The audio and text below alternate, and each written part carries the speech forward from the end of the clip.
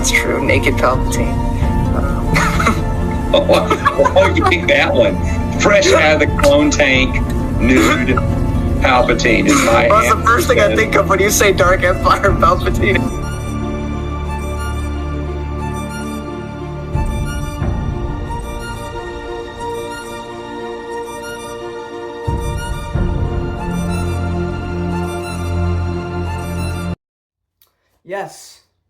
Yes, I do want to become a Fyodor Dostoevsky snob. I butchered his name already. First book review on one of his books, but it was short, and I read it right after reading Pride and Prejudice, so I was ready, and then I started Othello, which I've yet to finish because it's a little bit longer, but I finished White Knight in a single day. So here we are discussing White Knights by Dostoevsky. It's a very short little tale.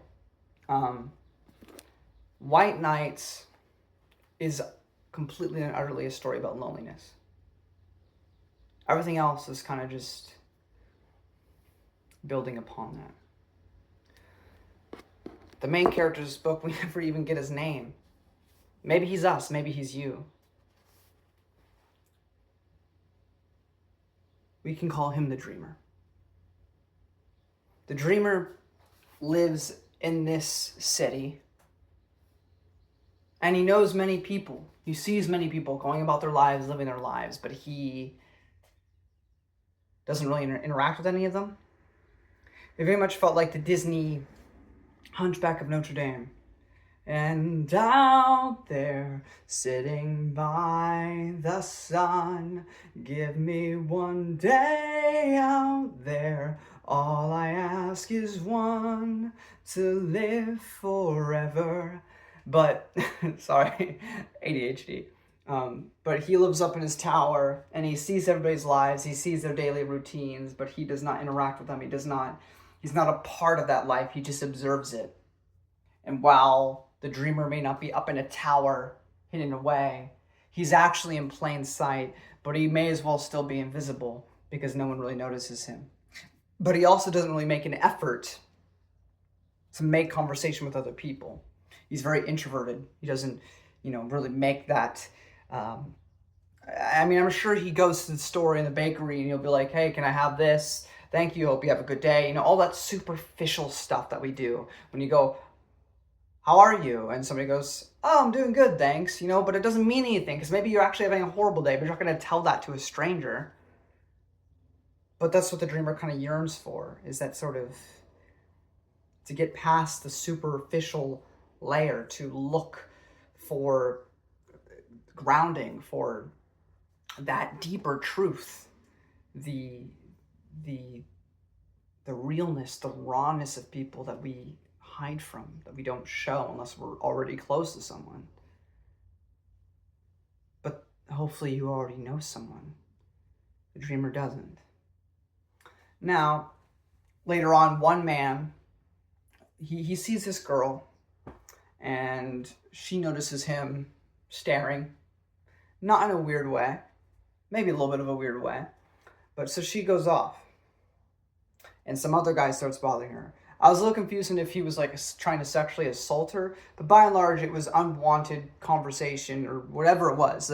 She didn't want to be around him, and the Dreamer kind of gets her out of that situation. So then they start talking, and he enjoys it quite a bit. This is the most human interaction beyond just superficial things he's had in a long time.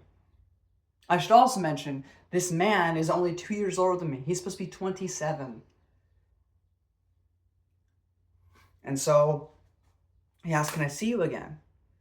She says, I'm I'm waiting for something, He says, what if I just meet back up here with you tomorrow? And so they do. And throughout this little short story, it's only 88 pages long. I'm not going to go and tell you the entirety of it. You can read it in probably one sitting in an hour, maybe less if you have absolutely no distractions. And, they talk, they grow deeper, they have these deeper conversations. She talks about her life. She talks about her grandma. All she really says is do not, You know, this is back in the day. I mean, Dostoevsky wrote this in like what, the late 1800s, the early 1900s. I forget when he wrote these stories. Might have been the early 1900s. No, I mean, it would have been later than that. Anyway, it was before the 2000s for sure. Before World War II, I think. But she basically says, like, just don't fall in love with me. You know, like, I'm really glad we're becoming really close friends, and I appreciate that immensely. Just don't fall in love with me.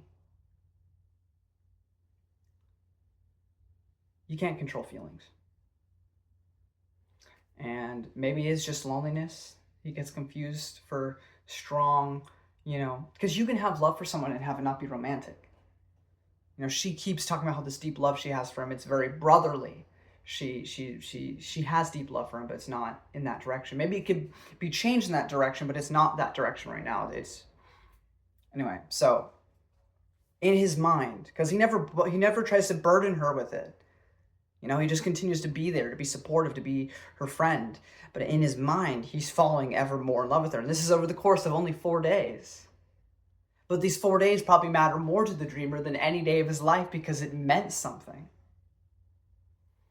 And, you know, she talks about this man that she had met, which also, hold on.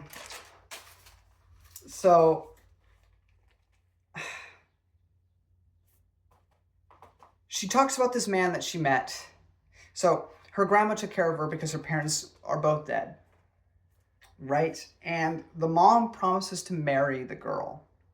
But I don't know how old this man is supposed to be. Because he kind of seems quite a bit older than her. Okay? Because at first, he says, why don't you come to the theater? Don't tell your grandma, though. And then when that doesn't work, like a couple months pass, and he comes by to the grandma and her and says, why don't you both come to the theater?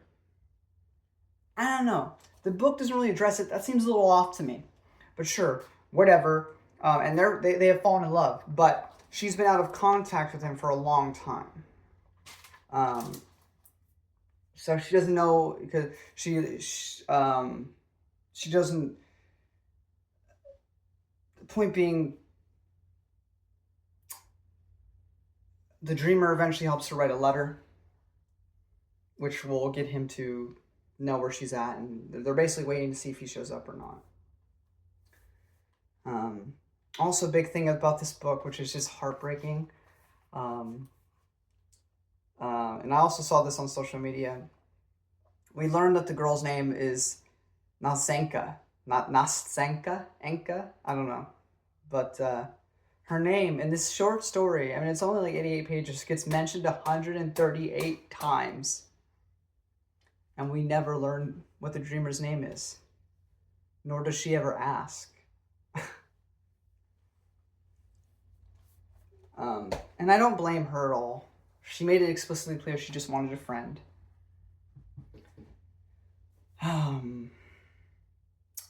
But yeah, they get along really well, and he falls deeper in love. And he eventually tells her, like, yeah, I'm sorry I broke the promise, but I've started to like you quite a bit. And what do you know? The man that she's been waiting for did arrive. And of course it makes sense. I mean, she's known this dreamer man for 4 days. And she's seemingly known this other guy way longer. So of course, logically, rationally, she goes to the man that she's known a long time. Leaves him behind, the dreamer. But it's quite a sad thing. You know, those few moments of happiness, is it worth it for the rest of life and eternity where you never feel that again? And there's something I wrote, which I thought, I literally wrote this while making coffee. There's nothing new under the sun. I can't write anything unique. But I don't write novels or anything. I will occasionally, when I get a spark of inspiration, I will write a little epigraph, a little paragraph of something when I feel up to it. But so I was having coffee one morning before work, and I don't know. I go to this acting class. I have a friend that also releases music, and she released this single on Spotify, and she was having this party the day before Valentine's Day. And I had seen my parent earlier in the day, and then I'd gone to that. And, well, at some point, I was sitting on the couch, just kind of observing. I talk way more on this YouTube channel than I do in real life, typically. And I was just kind of observing. And this girl comes to me, and she eventually starts talking to me. It wasn't romantic or anything, I was just chatting. And eventually she just starts telling me some personal stuff. And at some point she realizes, she goes like, do a lot of people talk to you about their problems or just their life to you? And I'm like, yeah. But it was that small moment of time. We even held hands once, but it wasn't romantic. It was just like human connection. It was sublime. It was transcendent. I don't know. It was just removed that superficiality that we so often have. And for a few moments, both people were just more than two faces at a party. But like, you know, and I mean, I maybe I'll never talk to this person again, but in that moment, there was a moment of depth. And so I wrote one morning while having coffee, moments of sublime, transcendent meaning. You hold a person's hand, platonic, non-romantic. You talk deeply, fully, and without barrier or filter. And for the bliss of a few moments, you truly see and know one another. You truly talk instead of the wall of simplicity and superfluous mundanity. And those moments of sublime, pure reality remind us why we stay alive, for those blessed few moments of time that pop up shortly in our life and remove the superficial layer of reality. And that very much feels like what the dreamer yearns for in this story. Even more so than falling in love, he just wants to be seen and to be known by another person, which he feels like he's been neglected from having his entire life. And so it's a really heartbreaking little short story. I wouldn't say it's a romantic story. It may be unrequited love, you might say. But even beyond that, I mean, sure, that's there, but I don't think it's really about the fact that he falls in love with this girl. It's just the fact that he fell in love with being seen. Having someone truly invested in his life. Like she at one point demands that he tells her his life. You know, like, tell me about yourself. Like no, not just like what you do for a living. Like, what about you? Tell me about you. You know, this is when he refers to himself as a dreamer, which is honestly so much deeper than just saying like, oh yeah, I work a 9 to 5. It's the moments we live for, man. And I felt that with him. This may not be the strongest Dostoevsky story. There are way stronger stories we will get to in the future, but it was a nice little short story. If you wanted to know if Dostoevsky was somebody for you, if you want to get into his larger works that go into like the 500-page range and more, this is a good place to start. Not gonna lie. Crime and Punishment also, I hear, is a great place to start. Many people recommend that book, but it's also a bit longer and a bit more philosophical. It's pretty short, succinct, and honestly kind of perfect. Like, I don't feel like there's any fluff here. I feel like it doesn't overstay its welcome. It is the perfect length for what it's trying to do. It gets all the emotional points across. I would say the only thing about Dostoevsky that is a problem for me, he is like a philosopher, big thinker, and the themes emotionally do hit impactful super well. However, his dialogue, these are not real people. These are thought experiments to get a feeling emotionally across. These people don't talk like normal people.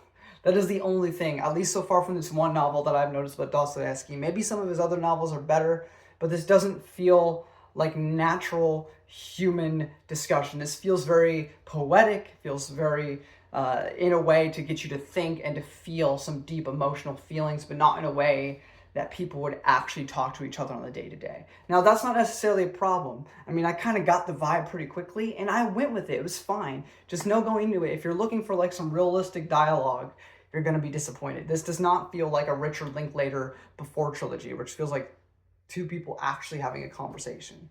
This feels like one man with a big brain and a big heart expressing things through two people in a story, instead of it just feeling like two people naturally. At least to me. Maybe you feel differently. If you do, let me know how you feel about it in the comment section below. But that's pretty much it. I kind of did spoil the story, I guess. It's still worth experiencing this story for yourself. Really, truly, it is.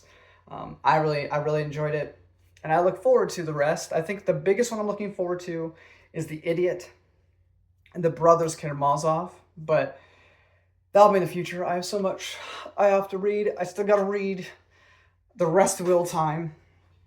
I got to read more Dresden. I got to read more Cormac McCarthy. Lonesome Dove at some point. More classics. Moby Dick. Greek tragedies. Dante's Inferno. I have so much I need to read and so little time on this planet. It is quite annoying. Anyway, guys, I'm gonna head out. I got work soon. But, yeah. I think a lot of us are the dreamer. You know, I've gone 25 years alone. I've certainly had relationships. But, you know, I'm almost 30, and a lot of the things that adults have experienced, I have not. I won't get into specific details there, but let's just say as far as things go adult-wise, besides paying taxes, I'm still kind of a kid. I have not done many adult things. I've had alcohol occasionally, even weed, but I'm not like a smoker or a drinker where like I do it fairly frequently. And a lot of stuff that you do in relationships, I have never done. So I feel on the one hand, I'm a lot more mature than a lot of people my age, but on the other hand, I feel like I'm very inexperienced compared to a lot of people my age. So, I mean, there are people my age right now with children. You know, that's scary. But we all have our different paths and journeys, I suppose. Anyway, guys, keep dreaming on. Keep hoping for things. And stay here because you matter. Until next time, live long and prosper.